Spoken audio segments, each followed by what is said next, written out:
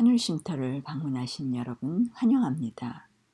여러분과 함께 하늘 본향에 대해 연구하고 살펴볼 기회를 갖게 된 것을 기쁘게 생각합니다.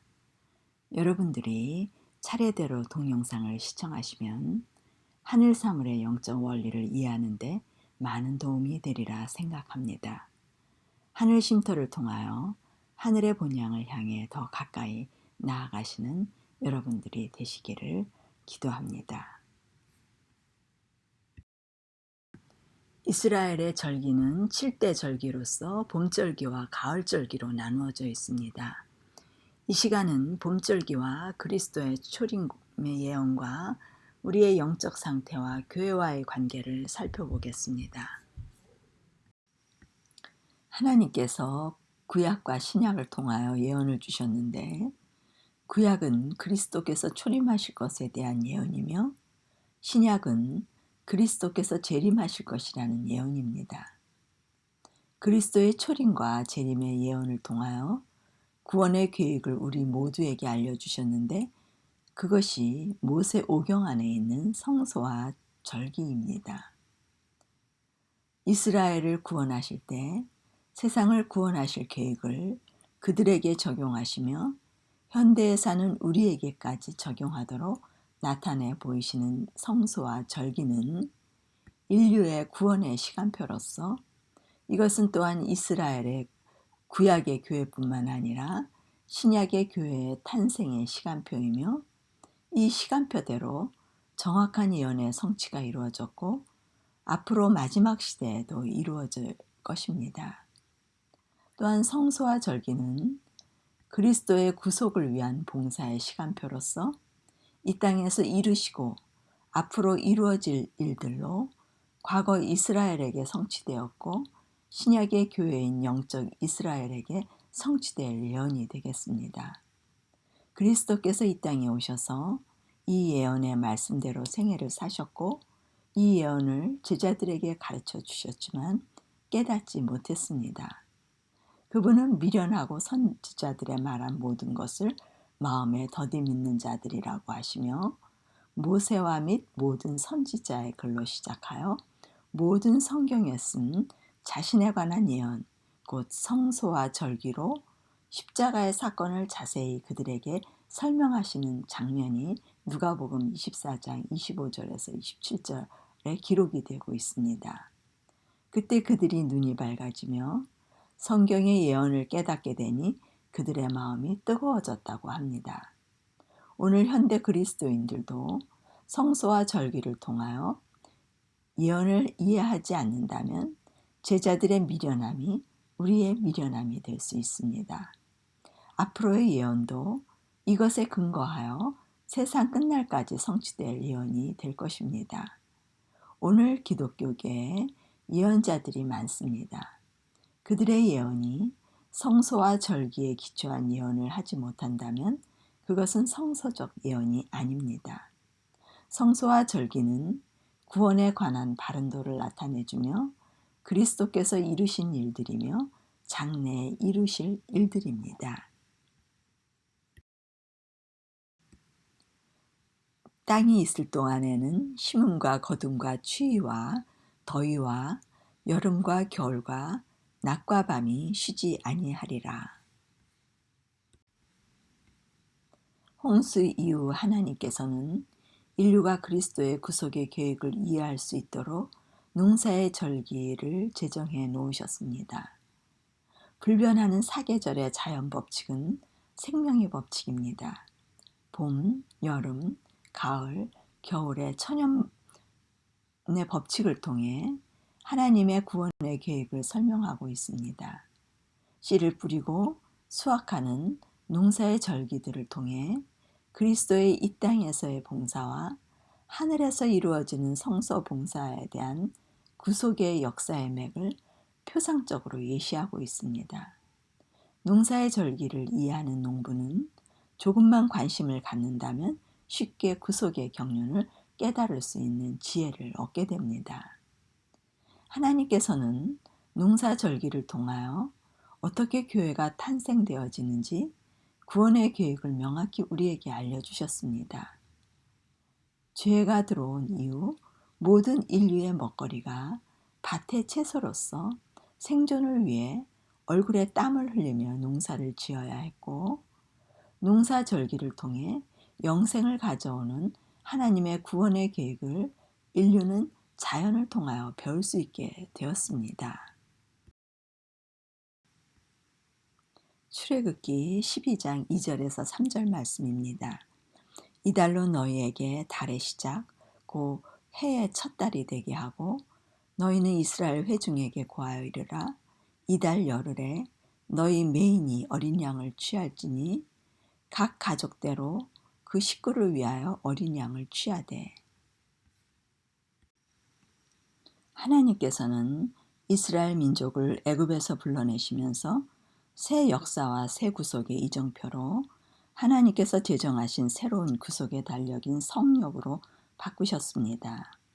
유월절이 있는 니산월 혹은 아비벌이라고 부르는 유대 밀력으로는 7월인데 태양력으로 보면 3월에서 4월을 1월로 제정하셨습니다. 성소제도와 연결되어 나타나는 히브리 민족의 7대 절기는 이스라엘 농사의 계절을 토대로 해서 설정해 놓은 절기로서 봄절기와 가을절기로 구성되어 있습니다.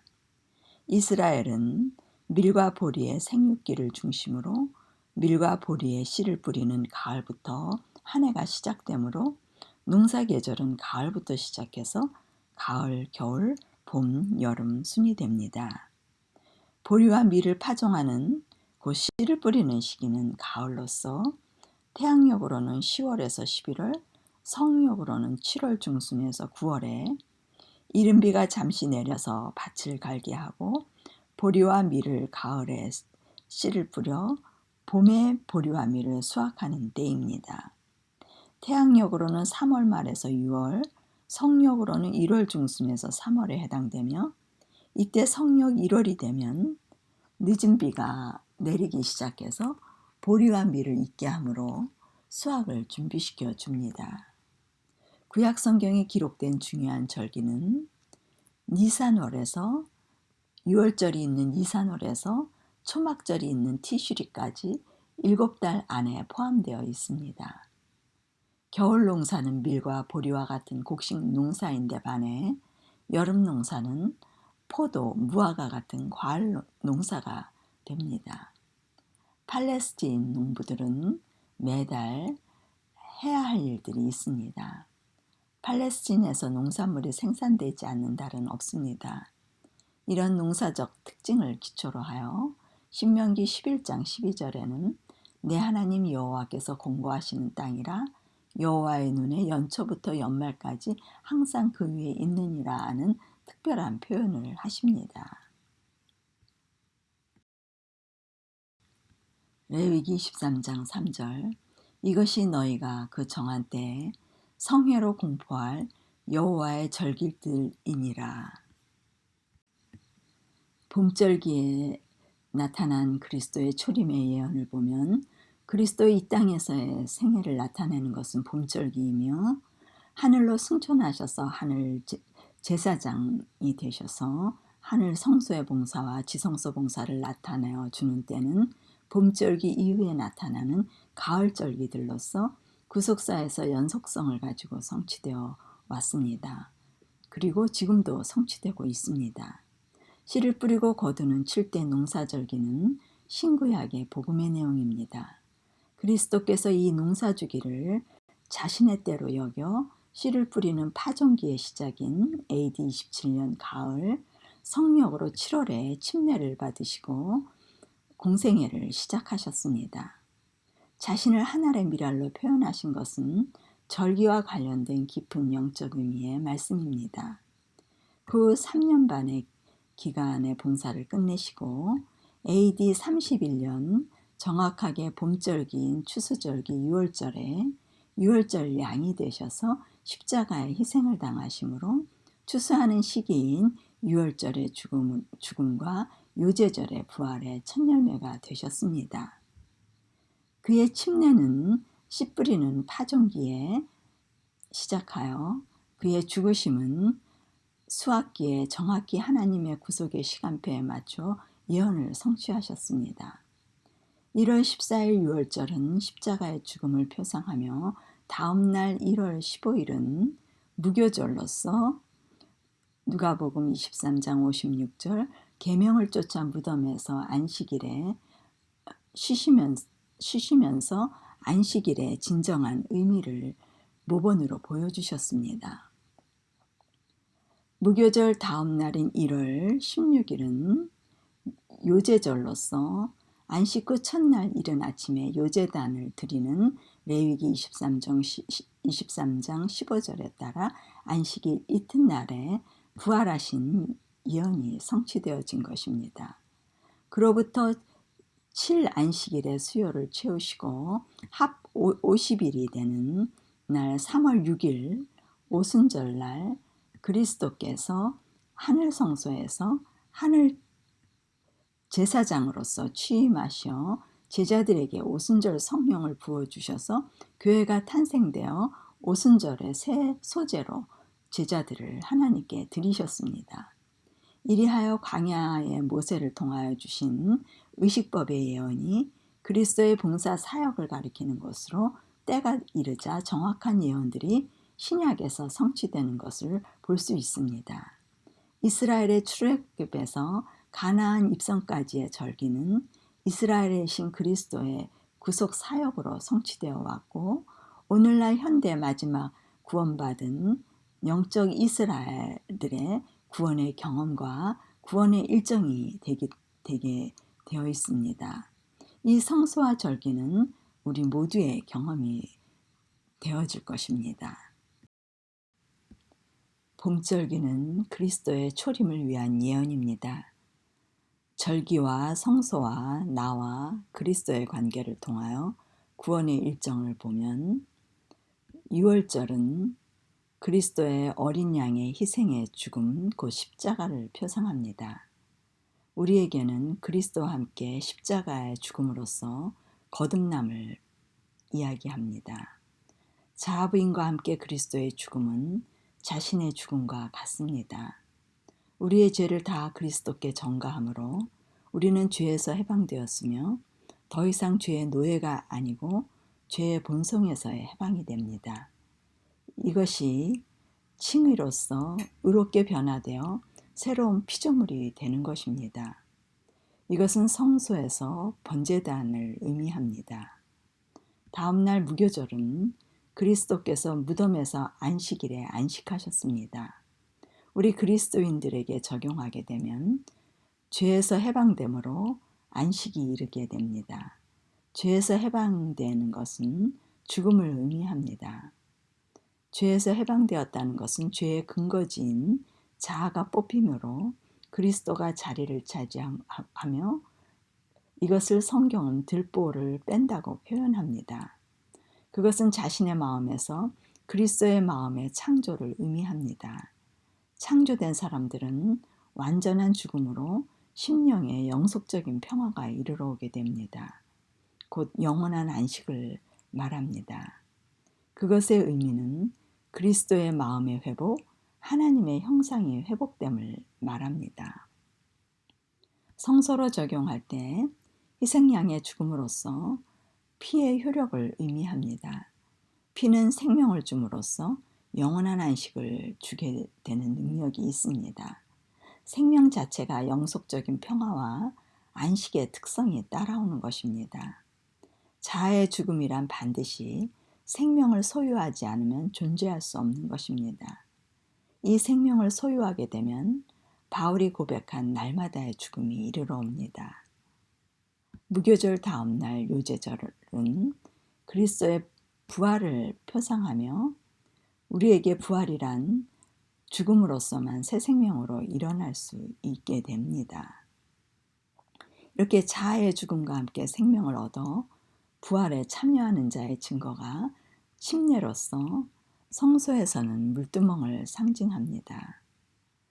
오순절은 그리스도의 하늘 성소의 봉사의 시작으로 땅의 제자들에게 성령을 내려주신과 같이 우리에게도 같은 성령을 주심으로써 성화의 삶을 시작할 수 있게 됩니다.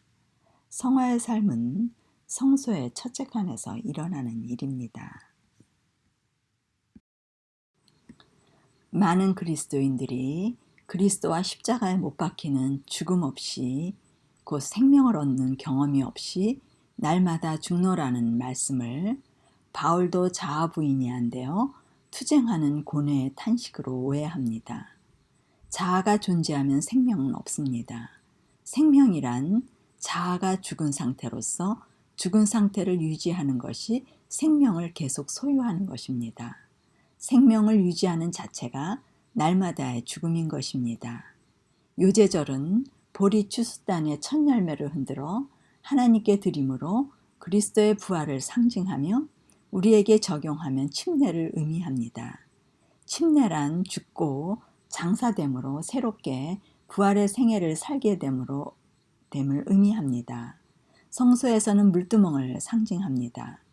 오순절은 그리스도께서 하늘로 승천하셔서 하늘 성소의 봉사를 시작함을 의미하며 그 증거로 제자들에게 오순절에 성령이 임함으로 교회가 탄생하게 됩니다.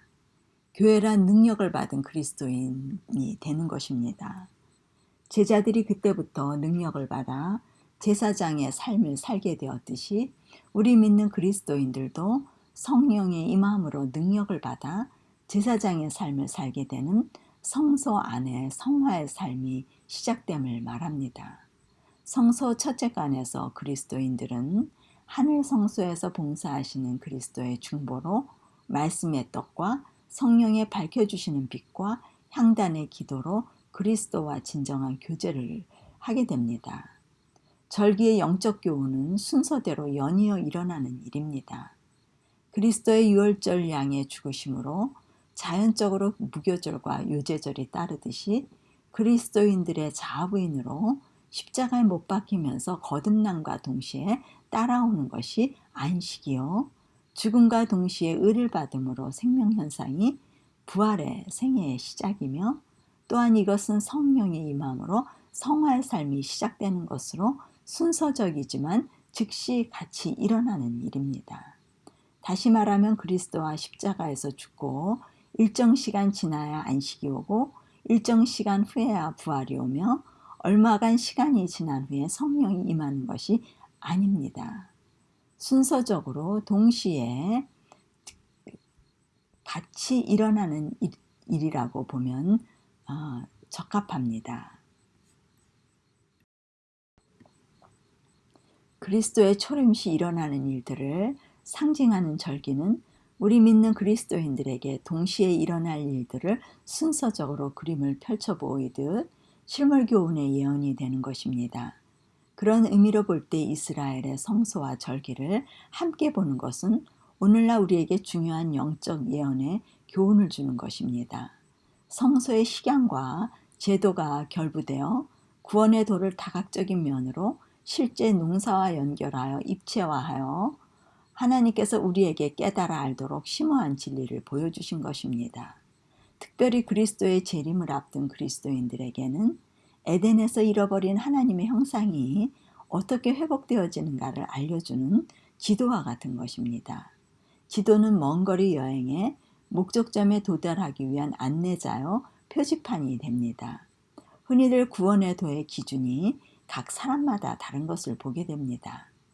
그리스도인들에게 구원의 기준은 성소와 절기, 곧 의식법 안에 있는 것으로 이것이 성경, 곧 모세와 선지자서의 전체 핵심의 내용이 되는 것입니다. 오늘날 믿는 그리스도인들이 이렇게 중요한 것을 보지 못하도록 사단은 이정표를 돌려놓았으므로 목적점을 잃어버리고 기준이 달라져 버린 것입니다. 미련하고 선지자들의 말한 모든 것을 더디 믿는 자들이라고 그리스도께서는 말씀하셨습니다. 성소와 절기를 연구하여 바른 구원관을 세우지 않으면 말세의 거짓 선지자들에 의해 미혹을 받을 수밖에 없습니다. 많은 사람들이 죄가 이미 십자가에서 사해짐으로 구원을 받았으면 됐지 또 무슨 죄를 없이 하는 죄의 제거와 도말과 심판이라는 것이 필요하냐며 의심하는 질문을 합니다. 성경에 바른 이해가 없으면 각자가 구원의 기준이 달라집니다. 우리가 믿는 것은 성경에 기초해야 합니다. 성경은 구약 성경과 신약 성경으로 나누어져 있고, 구약은 율법과 선지자서로 불리며 율법은 모세오경으로서 중심 내용은 성소와 절기에 관한 제사법, 곧 의식법과 십계명입니다. 의식법의 핵심은 그리스도와 언약을 맺음으로써만 십계명에 순종할 수 있다는 내용입니다.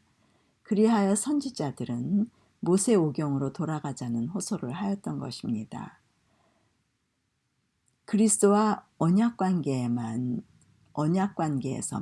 십계명에 순종할 수 있다는 구약 성경의 핵심 내용은 신약 성경의 핵심 내용인 그리스도로 언약을 맺어 십계명을 순종하며 하나님의 계명과 예수 믿음의 증거가 가능하다는 같은 구원의 도를 제시하고 있는 것입니다.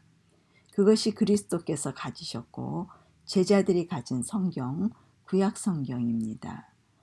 요한복음 1장 45절에 보면 빌립이 나다니엘을 찾아 하는 말이 모세가 율법에 기록하였고 여러 선지자가 기록한 그 일을 우리가 만났으니 요셉의 아들 나사렛 예수니라고 기록하고 있습니다. 그리스도는 그들의 구약 성경의 핵심으로서 율법과 선지자에 기록한 분이십니다. 율법은 모세오경을 가리키고 선지자는 율법으로 돌아오라고 호소한 기록으로서 결국 구약 성경은 모세오경 속의 그리스도를 가리킴을 알 수 있습니다. 결론으로 말하자면 의식법의 주인인 그리스도를 믿으면 계명이 이루어질 수 있으며 순종하며 살 수 있다는 내용입니다. 바른 성경을 알게 되면 율법주의에 빠지지도 않을 것이며 또한 구약 없는 신약에만 존재하는 뿌리와 근본을 알지 못하는 사랑으로 각각의 의견이 분분하여 구원론이 달라지는 일이 없습니다. 과거 구약의 성소와 절기제도의 기초하에 모든 성경이 해석되어져야만 합니다. 그러면 신구약의 바른 구원관으로 조화와 통일과 균형이 이루어질 수 있습니다.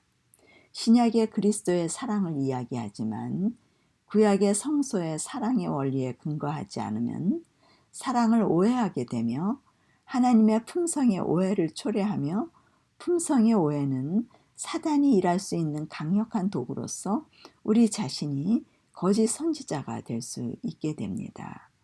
무엇이든지 기준이 있어야 옳고 그름을 분별하며 행하게 됩니다. 구약의 모세오경은 구원을 이해하도록 하나님께서 우리에게 비밀을 알려주신 것입니다. 하나님께서는 선지자들을 통하여 이 모세의 율법에서 벗어난 지도자들과 백성들에게 성경으로 돌아가라고 외쳤습니다. 생명을 얻기 위하여 모세의 율법으로 돌아가 계명을 지키고 율례를 지켜야 생명의 복이 이르며 그렇지 않으면 화가 될 것을 부르짖었던 것 같이 오늘도 하나님의 선지자들은 율법으로 돌아가는 에덴의 회복의 원리를 전할 것입니다. 신구약 모두 언약은 그리스도와 연합 후 십계명을 지킬 수 있다는 약속의 말씀입니다. 구약은 언약서 십계명이 돌비에, 신약은 마음비석에 새겨지는 약속의 말씀입니다. 유월절에 대한 준비는 성력 1월 10일이 되면 흠없는 1년 된 순양을 선택하여 공공장소에 메어놓아 모든 사람들이 관찰할 수 있게 준비되게 하여야 했습니다. 양을 잡기 전에 해야 할 일입니다. 우리는 그리스도와 연합 전에 우리의 할 일은 흠없고 점없는 순양과 같이 자신의 상태를 살펴야 합니다. 이러한 표상은 우리의 교훈을 위해 주어진 것으로 그리스도만이 아닌 우리도 그분과 같이 죽을 준비가 되었는가를 살피는 것입니다. 그분은 유월절 양으로 죽음을 선택하셨습니다. 우리도 그분을 따라 같은 선택을 할 때 죽음을 준비하는 것입니다. 주후 31년 니산월 10월 월요일 저녁 불법으로 소집된 사내들인 전원이 참석한 가운데 그리스도를 죽이기로 결정하기 위해 투표하였습니다. 그리하여 유월절 양들이 사람들에 의해 선택되던 그 순간에 돌아가실 것이 된 것입니다. 사람들이 유월절을 경축하기 위해 예루살렘에 오셨을 때 자신이 세상죄를 위해 희생제물이 될 것을 사람들에게 주의를 집중시키기 위하여 그분은 예루살렘에 들어가셔서 나타내 보이신 후에 모든 사람의 시선을 끄시며 그분에게 집중을 하게 하셨습니다. 그리스도께서 정죄된 후 4일 동안 그리스도의 이름은 모든 사람의 입에 오르내리게 되었습니다. 이렇게 공개적으로 유월절 양은 4일간 공공장소에 전시되어야 했습니다. 그런 후 14일 금요일에 그분은 곤욕과 신문을 당하시고 도수장으로 끌려가는 어린 양으로 털 깎는 자 앞에서 잠잠한 양같이 그 입을 열지 아니한 방어 능력이 없고 저항하지 못하며 인내와 사랑과 온순하기 때문에 쉽게 죽음을 당하는 양의 표상과 그리스도의 원형의 만남이 성취된 것입니다. 그리스도께서 자신이 죽을 것을 미리 아시고 예언 성취를 위해 준비하는 모습은 우리도 또한 자신의 죽음을 준비해야 하는 교훈이 우리에게 주어집니다. 그리스도와 함께 자신의 전 존재를 드리기 위해 결심하고 자신의 입지를 확실하게 하는 일입니다. 그리스도와 연합하기 위하여 주변을 정리하는 것은 마음과 현실 모두의 준비입니다. 마치 세상을 떠날 준비와 같습니다. 자신이 죽을 준비가 되었는가 자문해야 하며 세상을 버리는 일과 주변의 가족과 환경을 초월한 삶을 살기로 결심해야 합니다. 죽음을 앞에 두고 사는 사람의 삶이 되어야 합니다. 자신이 곧 죽을 것을 아는 사람과 죽을 것을 모르는 사람의 삶은 마음가짐이 다릅니다.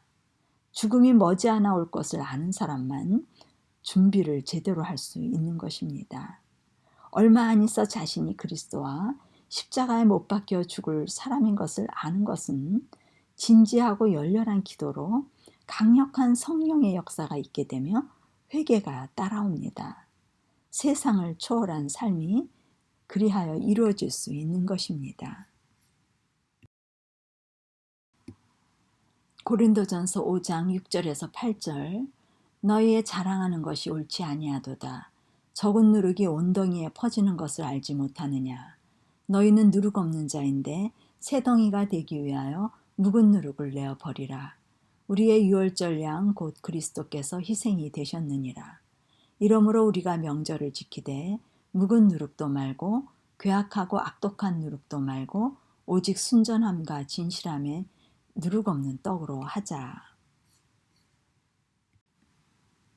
유월절이 다가오면 집안의 모든 누룩을 두루 찾아 제거해야 합니다. 가장은 촛불을 들고 집안 구석구석을 뒤지는 일을 합니다. 이 누룩에 대한 금지는 유월절에 뒤이어 계속된 7일간 무교절 기간이 끝날 때까지 계속되었는데 누룩은 반죽을 발효시키는 것으로 자체가 불리는 힘을 가지고 있습니다.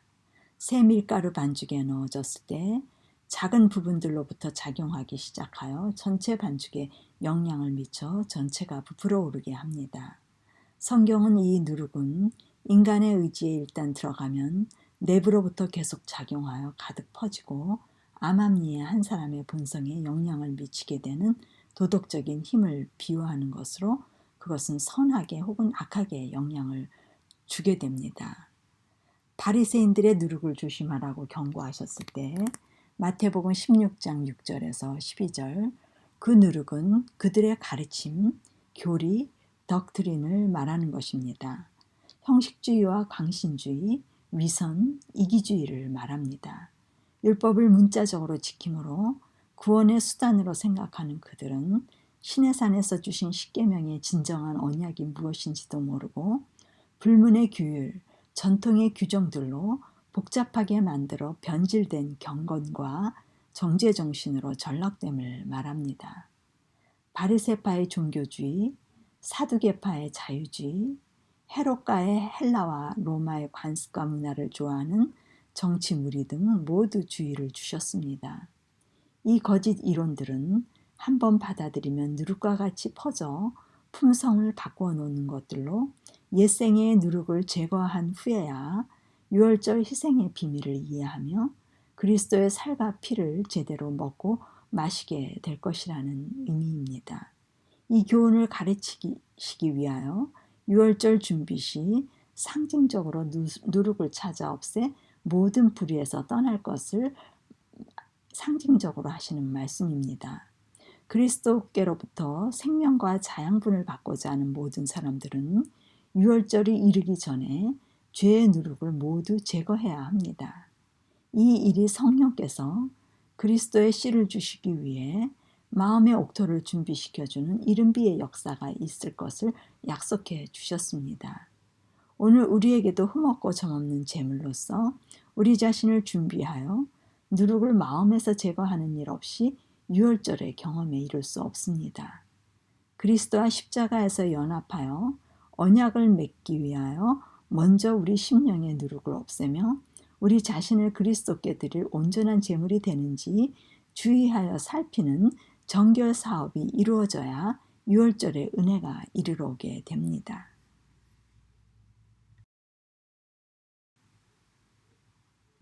출애굽기 12장 13절에서 14절 말씀. 내가 애굽 땅을 칠 때 그 피가 너희가 사는 집에 있어서 너희를 위하여 표적이 될지라. 내가 피를 볼 때 너희를 넘어가리니 재앙이 너희를 내려 멸하지 아니하리라. 너희는 이날을 기념하여 여호와의 절기를 삼아 영원한 규례로 대대로 지킬지니라. 1월 14일 저녁 애굽 전역에 장자와 생축의 초태생의 죽음이 임하는 저녁에 구원을 받을 유일한 방법은 각 집의 가장에 의해 문설주와 임방에 피를 바르는 것입니다. 각 가정의 아버지들은 자신의 가족을 위해 피 흘릴 희생제물을 준비하여 가죽을 벗기고 씻은 후에 길다란 석류나무를 목구멍으로부터 항문으로 찔러 넣어 막대기가 양쪽 끝으로 충분히 나오게 하고 옆에서 짧은 막대기로 흉부에 갈비뼈를 벌려서 불꽃이 안에까지 잘 들어가게 하였습니다. 불구덩이의 양쪽에 Y자 모양의 막대기를 땅속에 박아 세우고 양을 깬 긴 막대기를 그 위에 얹어놓게 하였습니다. 이 십자가 모양의 구덩이 위에서 양의 시체가 서서히 돌아가면서 통나무들의 불꽃에 의해 전체가 구워지는 것은 십자가에서 태워지는 그리스도의 몸이 사람들을 살리는 음식을 가리키는 것입니다. 이것은 오직 구원의 효력이 십자가에서 제공된 그리스도의 몸인 피와 살에 있음을 보여주는 것입니다. 문은 마음의 문으로서 생명의 근원이 마음에서 나온다고 합니다. 어린 양의 피로 우리 마음이 정결케 되어야 합니다.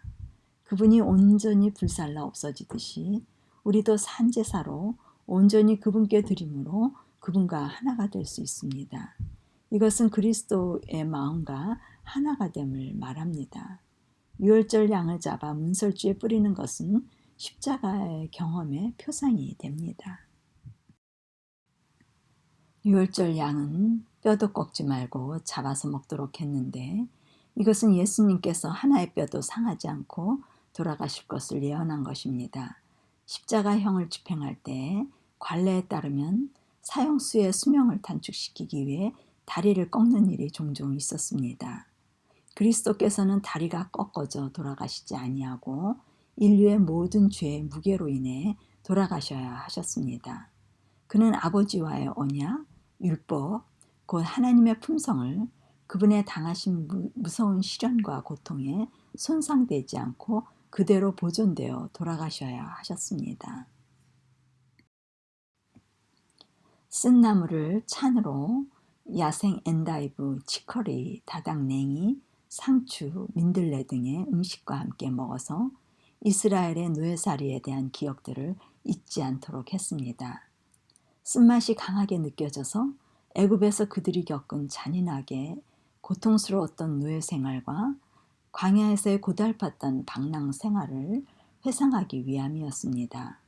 그리스도를 영접할 때 자신의 죄로 인하여 쓴 경험을 결코 잊지 않고 살 수 있는 유일의 길은 그리스도의 십자가 유월절 양을 바라보는 것입니다. 자신의 죄를 대신 짊어지고 희생하신 그분의 사랑에 자신의 모든 것을 던져버리는 사랑의 능력에 인생을 맡기는 경험이 유지되어야 한다는 의미입니다. 이것이 그분의 희생법, 사랑법, 원리가 새겨져야 하는 이유입니다. 하나님께서 쓴 경험을 잊지 않도록 우리에게 은혜를 주신 것이 계명을 주신 것입니다. 계명은 그분의 희생을 잊지 않게 하는 구원의 장치입니다. 하나님을 사랑하고 이웃을 사랑하라고 하신 약속이 이루어지는 것이 언약이 됩니다. 언약이 파기되지 않는 것이 쓴나물을 먹는 의미가 됩니다. 그리고 유월절 음식을 먹을 때 손에 지팡이를 들고 허리를 동이고 신을 신고 곧 떠날 준비를 하였는데 그것은 임박한 해방을 준비하며 긴 여행길을 위해 힘을 얻는 것이 절실하게 필요했기 때문입니다.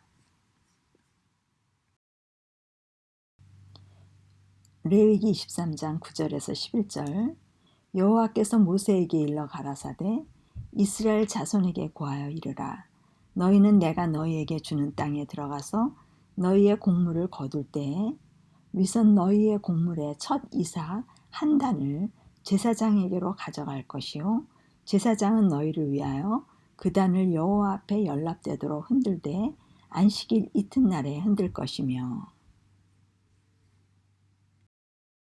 무교절 다음날 히브리명으로 1월 아비벌 16일에 익은 보리를 한 단 거두어 여호와께 드려야 했는데 이것은 그리스도께서 세상을 구원하시고 구속받은 모든 사람들이 하나님의 소유로 첫 열매라는 표상으로 드려지는 것입니다.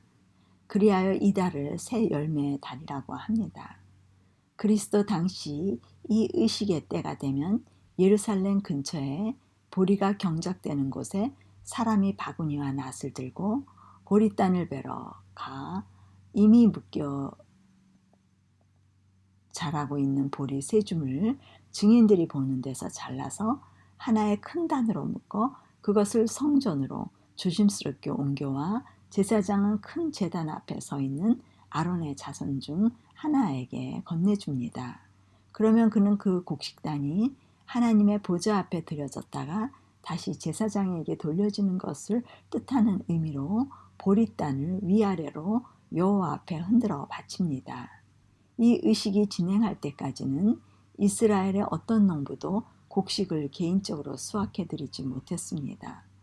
첫 이삭이 드려졌던 것처럼 그리스도께서는 안식 후 이튿날 첫날 새벽에 땅과 무덤을 힘있게 흔드시면서 죽은 자 가운데서 다시 살아 잠자는 자들의 첫 열매로 부활하셨습니다. 뿐만 아니라 무덤들이 열리며 자던 성도들의 몸이 많이 일어났다고 기록되어 있습니다. 자는 자들 가운데 첫 번째로 부활할 자들은 그리스도와 함께한 첫 곡식단이 되었습니다. 그분은 부활하시면서 창조주와 구속주의 능력으로 자던 자들의 몸을 살리셨고 하늘 아버지께 자신과 그들을 드리셨습니다. 구약의 절기에서 하나님께서는 그리스도께서 돌아가시는 사건을 유월절은 금요일에, 무교절은 안식일에, 유제절은 일요일에 때를 맞추는 시간과 시기의 섭리하심을 볼 수 있습니다. 무교절을 절기 안식일로 정해 놓으셔서 안식일에 맞추어지도록 의도적으로 때를 맞추신 것을 보게 됩니다. 신약의 절기의 성취로는 그리스도께서 금요일 오후 유월절 양으로 십자가에 돌아가시고 안식일에는 무덤에서조차도 안식으로 안식일에 순종하는 모본을 보여주시며 일요일에 부활하신 예언의 비밀을 절기를 통하여 드러내셨습니다. 구약의 절기의 예언이 신약에 정확하게 성취되어지는 것은 하나님의 뜻이었습니다.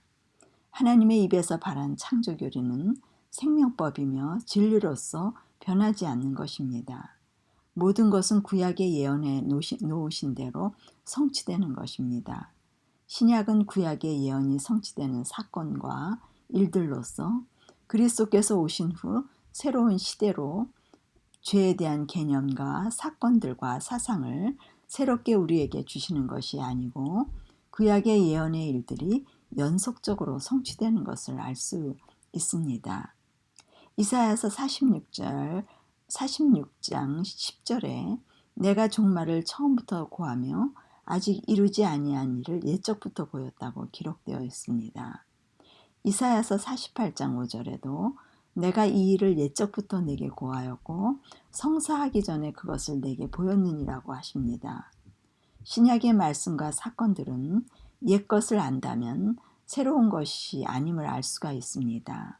많은 사람들이 그리스도가 일요일에 부활하신 것이 중요하여 신약에 와서 예배가 부활을 기념하는 날 일요일 예배로 바뀌었다고 근거를 찾고 있습니다.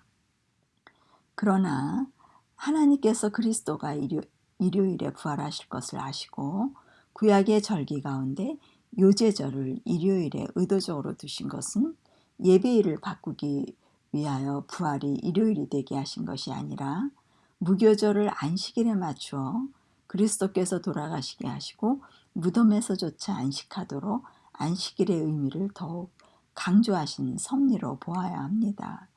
하나님께서 이미 만들어 놓으신 예배일을 바꾸는 것은 그분의 뜻이 아닙니다. 무교절이 안식일이 되는 것은 심령의 평강, 안식을 얻는 약속의 예언의 성취를 말해주는 절기입니다. 무덤에서의 쉼이란 완전한 죽음을 의미합니다. 우리가 유월절 양과 함께 죽음으로써만 완전한 죽음, 그 완전한 쉼이 이르러 올 수 있는 것입니다. 무교절은 완전한 안식의 약속입니다. 죄인들의 생애 속에 안식과 평화가 없는 것을 아시고 그것에서 구원하시기 위하여 유월절이 존재해야만 한다는 것을 우리에게 알려주시고 은혜를 베풀어 놓으신 것이 성소와 절기제도로 그분의 사랑을 나타내 보이시는 은혜의 선물이 됩니다. 오늘 우리에게 나타내신 절기는 그리스도께서 이루신 경험이면서 그분의 모본을 따라 살고자 하는 우리의 경험이기도 합니다. 우리의 생애 속에 유월절의 경험이 이루어진다면 무교절의 안식은 저절로 따라오게 된다는 교훈이 되는 것입니다. 레위기 23장 15절에서 16절, 17절 안식일 이튿날 곧 너희가 요제로 곡식단을 가져온 날부터 세어서 7 안식일의 수요를 채우고 7 안식일 이튿날까지 합하여 50일을 계수하여 새 소제를 여호와께 드리되 이는 첫 요제로 여호와께 드리는 것이며 구약의 오순절은 77절로 7을 나타내는 말로 7주간이라고 하여 77절로 붙여진 이름입니다. 맥주절이라고도 불러졌는데 밭에 뿌렸던 밀의 첫 열매들을 거두는 때였기 때문입니다. 보리의 첫 소산물을 요제의 단으로 가져온 날부터 세어서 7 안식일의 수요를 채우고 제7일 안식일 이튿날까지 합 50일이 되는 성력 3월 6일을 일컫는 말입니다. 이날은 요제로 드릴 때부터 1월 16일부터 제50일째 날에 해당되기 때문에 신약에서는 오순절 펜타코스트라고 불렀고 예레미야는 첫 번째 요제 1월 16일부터 두 번째 요제 드리는 3월 6일까지의 7주간을 추수기한이라고 불렀습니다. 이 추수는 하나님께서 주신 이른 비와 늦은 비의 결과로 오는 것이었습니다. 예레미야가 말한 추수기한에 관한 축복인 성령의 역사로 말미암아 오는 좋은 것, 풍성한 것, 유쾌한 것들이 들어있다고 기록되어 있습니다. 예레미야 5장 24절에서 25절 너희 마음으로 우리에게 이른 비와 늦은 비를 때를 따라 주시며 우리를 위하여 추수기한을 정하시는 우리 하나님 여호와를 경외하자 말하지도 아니하니 너희 허물이 이러한 일들을 물리쳤고 너희 죄가 너희에게 오는 좋은 것을 막았느니라. 이스라엘은 물이 귀한 나라입니다. 강수량이 적고 토질의 조건이 지하수를 얻기도 어렵습니다. 이스라엘의 여름은 비가 거의 내리지 않는 건기가 지속됩니다. 우기는 가을과 봄이 시작되는 10월경에서 이듬해 4월경까지입니다. 비는 이른비, 겨울비, 늦은비 세 시기로 나눕니다. 이른비는 10월에서 11월경 가을에 내리는 첫 비를 가리킵니다. 이른비를 시작으로 우기가 시작됩니다. 여름철 건기 동안 비가 오지 않아 땅이 메말라 있는 상태에서는 비가 내리지 않으면 토지를 경작할 수 없습니다. 농부는 농사 지을 준비를 갖추어 놓고 메마른 땅에 이른비가 내리기를 기다립니다. 야고보서 5장 7절 농부가 땅에서 나는 귀한 열매를 바라고 길이 참아 이른비와 늦은 비를 기다린다고 했습니다. 이른비가 내리기 시작해 2주 내지 3주가 지나면 들판은 푸른 초장으로 변합니다. 농부들은 이때 밭을 갈고 파종을 합니다. 이렇게 이른비가 적당한 시기에 내려야 제때 씨를 뿌릴 수 있는 것으로 토지 경작에 매우 중요한 역할을 합니다. 늦은 비는 겨울이 끝나고 봄이 시작되는 3, 4월경에 내리는 봄비로 단비가 됩니다. 겨울 동안 자란 농작물 결실에 절대적 역할을 합니다. 아모스는 4장 7절에 늦은 비가 제때 오지 않는 것을 저주라고 하였습니다. 이렇게 농사를 위해 허락하시는 두 차례의 특별한 비를 하나님께서 영적 농사를 위해 두 차례의 영적 비를 허락하신다고 약속하셨습니다.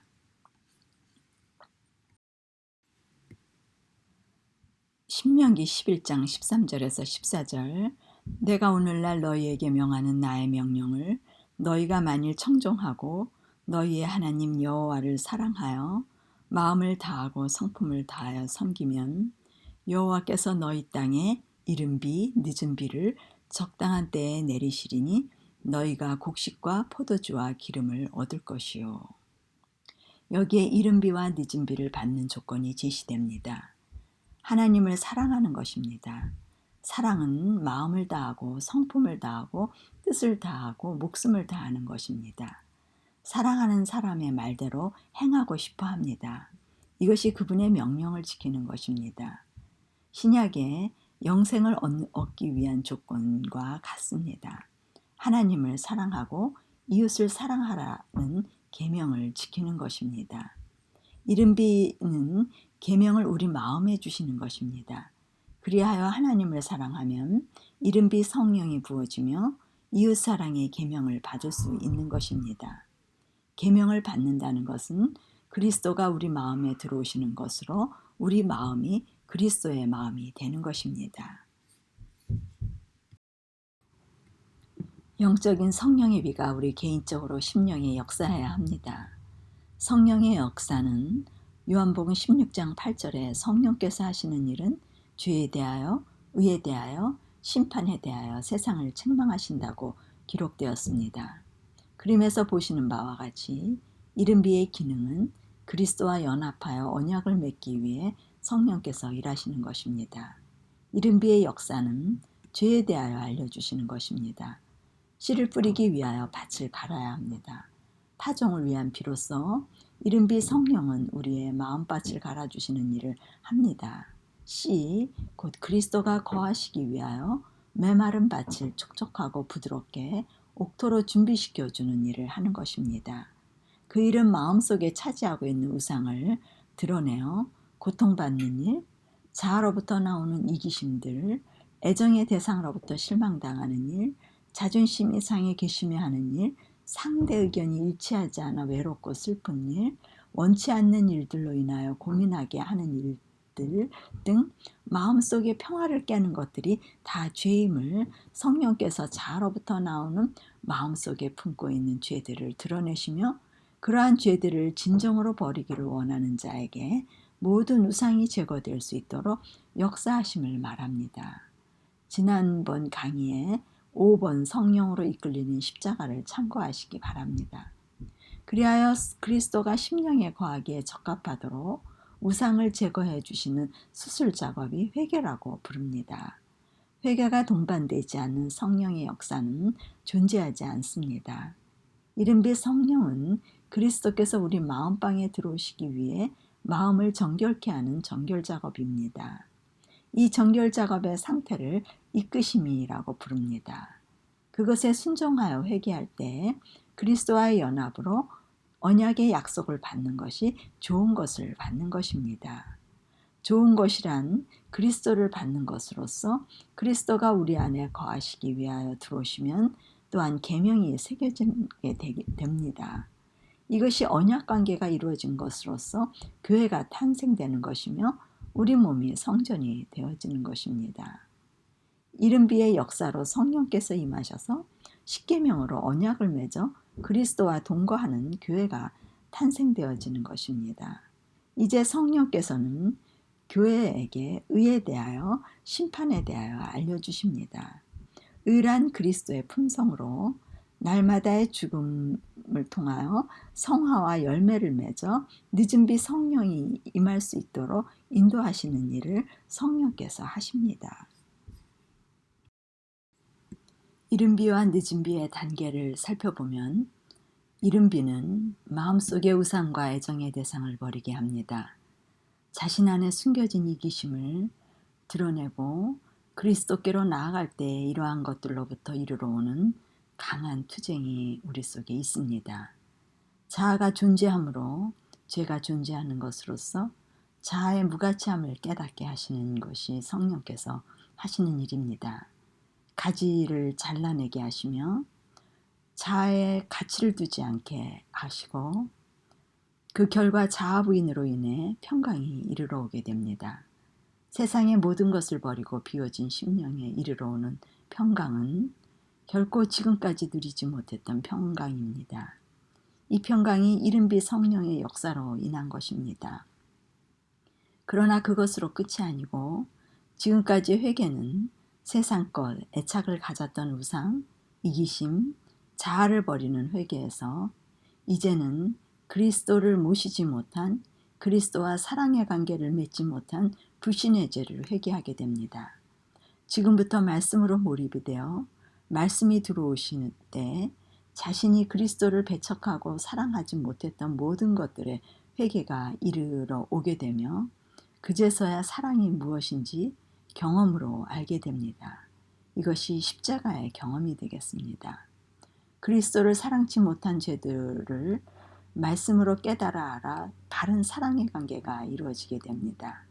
이때 그리스도가 심령에 들어오시며 말씀이신 분이 심령에 거하실 때 사랑의 계명, 십계명이 마음에 기록됩니다.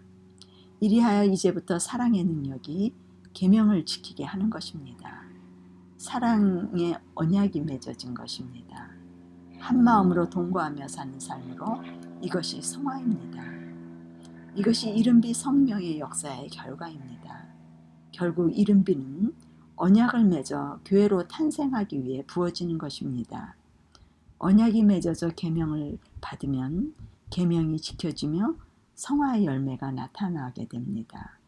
그리스도의 품성을 소유하고 날마다의 죽음을 통하여 성장하게 되며 열매가 맺어지며 그리스도와의 교제가 있게 되며 영속적인 평화가 지속됩니다. 많은 열매가 맺어지면 늦은 비가 내리게 됩니다. 많은 열매의 추수가 있게 되므로 그리스도 재림 전 그리스도의 완전한 품성이 완성되므로 심판을 통하여 완전한 주의 도멸과 함께 영화의 삶으로 들어가게 됩니다. 사도행전 3장 19절에서 20절 그러므로 너희가 회개하고 돌이켜 너희 죄 없이 함을 받으라. 이같이 하면 유쾌하게 되는 날이 주 앞으로부터 이를 것이요 또 주께서 너희를 위하여 예정하신 그리스도 곧 예수를 보내시리니. 그러나 우리의 죄가 이 좋은 것을 막았다고 합니다. 이른 비를 하나님께서는 가장 적합한 때 그 하나님을 마음과 뜻과 힘과 목숨을 다하여 사랑할 때 주신다고 합니다. 우리 죄인들은 무조건 좋은 것은 빨리 받고 싶어 합니다. 이것도 이기심의 발로입니다.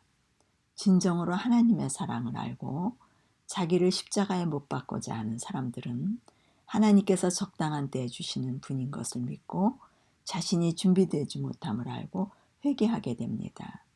이른비의 성령으로 좋은 것을 받는 것은 언약의 약속, 시 그리스도를 보내셔서 마음의 모심으로 언약의 백성, 곧 하나님의 형상, 그리스도의 마음이 창조되어지기 위한 것입니다. 그때 교회가 탄생되는 것입니다. 오순절 제자들에게 내린 것은 이른비로서 마지막 구원받는 백성들에게 늦은 비가 내릴 것입니다. 늦은 비는 곡식을 여물게 하고 낫을 댈 수 있게 곡식을 준비시키는 것으로 씨앗을 발화시키기 위한 이른 비가 먼저 주어지고 그 다음에 농작물을 있게 하는 것처럼 성령께서도 한 단계에서 다른 단계로 영적 성장의 과정을 전진시키기 위해서 주어집니다. 개인의 심령 속에 이른 비가 내리지 않았다면 아직 생명이 없는 것입니다. 메마른 땅에 씨가 심겨지지 않았을 뿐만 아니라 씨가 심겨졌다 할지라도 푸른색의 싹이 솟아나오지 않을 것입니다. 이른 비가 일을 하도록 하지 않는다면 늦은 비는 어떤 씨앗도 완성시켜 줄 수 없습니다. 많은 사람들이 이른 비의 경험 없이 막연하게 늦은 비와 새롭게 하는 때를 기다립니다.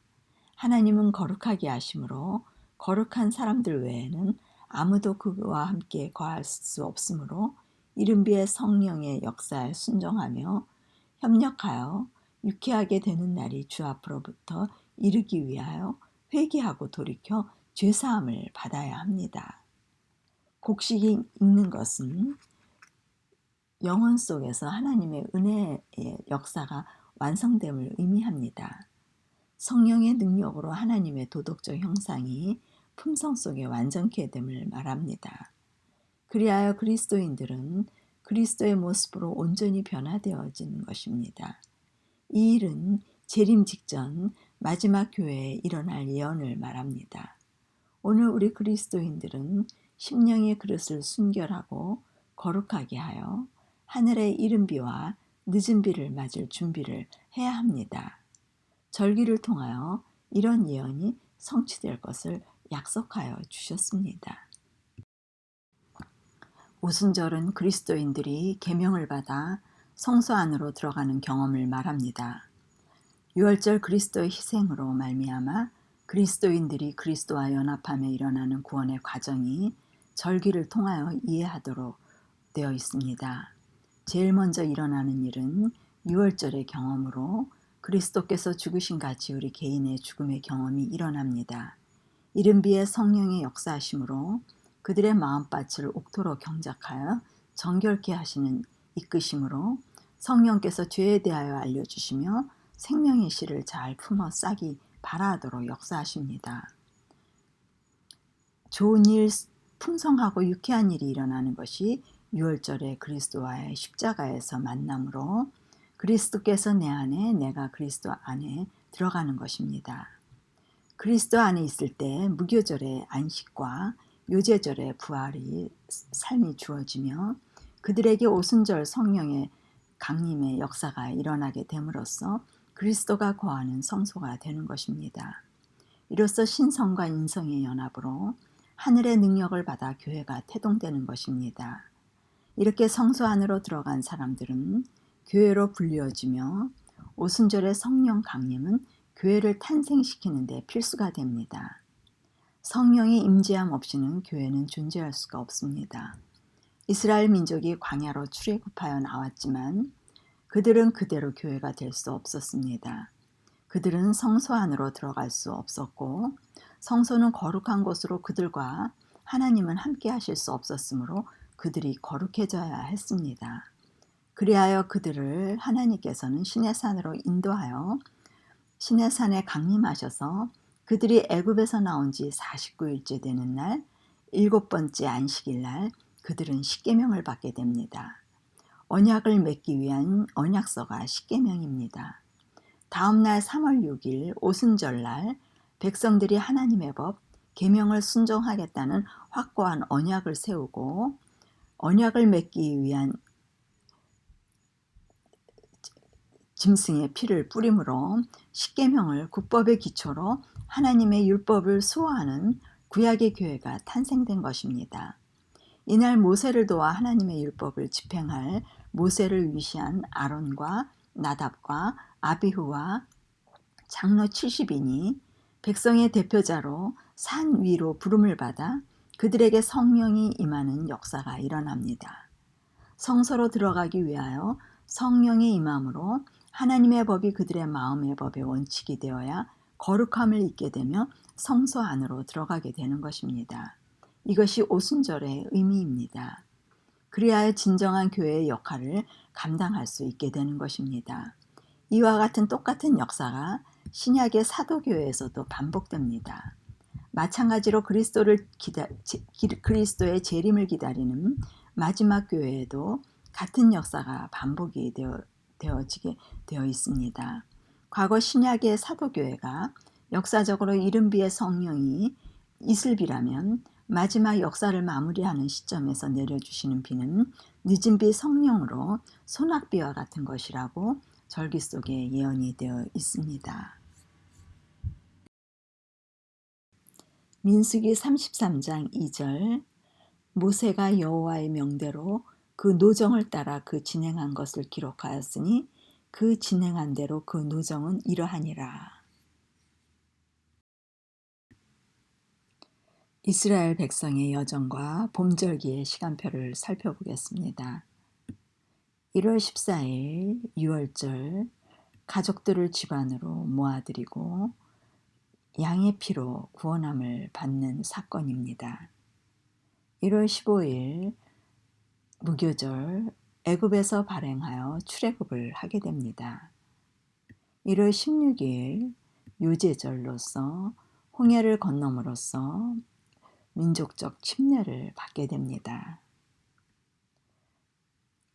7일 후에 1월 21일까지 무교절 절기가 계속됩니다. 3월 1일 45일의 긴 여행을 끝내고 시내산에 도착하여 광야의 장막을 칩니다. 3월 3일부터 4일까지 백성을 성결케 하고 옷을 빨고 제3일을 맞이할 준비를 하게 됩니다. 3월 5일 제3일에 안식일에 모세가 산에 올라 십계명을 받습니다. 50일 후 요제절로 50일 후 3월 6일 오순절날 하나님과 이스라엘의 십계명인 언약서로 언약을 체결하고 70인 장로들이 성령을 받음으로 교회가 탄생하게 됩니다. 3월 6일에서 11일 모세가 산 위에서 6일 동안 여호와의 알현을 기다리고 있습니다. 3월 12일 제7일 안식일에 하나님께서 모세를 부르셔서 산으로 올라가 40일 40야를 산에서 하나님으로부터 율법을 받게 됩니다. 이것이 노예였던 이스라엘이 광야의 교회로 탄생되는 여정이 됩니다. 그리스도께서 하늘의 대제사장으로서 땅 위의 그리스도인들에게 나누어 주신 성령은 사도시대의 오순절 성령 강림으로 말미암아 성취되었습니다. 이것은 신약의 우리들 구원받을 자들에게 반복적으로 주어질 성령과 하늘의 영원한 유업을 오순절을 통하여 예시하는 것입니다. 사도시대의 제자들은 성령으로 말미암아 성소에 들어가 떡상에서 제공된 하늘의 떡을 떼며 기쁨과 순전한 마음으로 음식을 먹고 구원받는 사람이 날마다 더하게 되었다고 사도행전에 기록되어 있습니다. 이것은 그리스도께서 승천하신 후 하늘 성소의 첫째간으로 들어가셔서 왕과 제사장으로 봉사하심으로 제공된 하늘의 특별한 선물이었습니다. 이렇게 4명의 지도자들과 70명의 장로들이 먹고 마시는 구약교회의 경험은 사도시대에 성령 받은 제자들로 신약교회의 탄생의 경험이 되었고, 그들에게 나타난 증거는 우리에게도 마지막 우리 시대에도 같은 오순절 성령의 강림으로 마지막 교회의 탄생에 참여하게 될 것입니다. 오늘 여러분과 제가 오순절 성령의 역사로 각자의 마음에 계명을 받아 교회로 탄생되시는 여러분들이 되시기를 바랍니다. 이 마지막 시대의 교회는 하나님의 계명을 지키며 예수 믿음의 증거를 가진 자들로 초대교회의 역사가 반복되어질 것이 예언되어 있습니다. 그 일에 동참하시는 여러분 모두가 되시기를 기도하고, 그리스도 재림 때 승리하는 교회의 주역이 되시는 여러분들이 되시길 바라고 오늘 말씀을 마치겠습니다. 다음 시간에는 계속 가을절기에 대해서 좀 더 살펴보기로 하겠습니다. 하늘 쉼터를 방문하신 여러분 감사합니다. 다음 시간에 뵙겠습니다.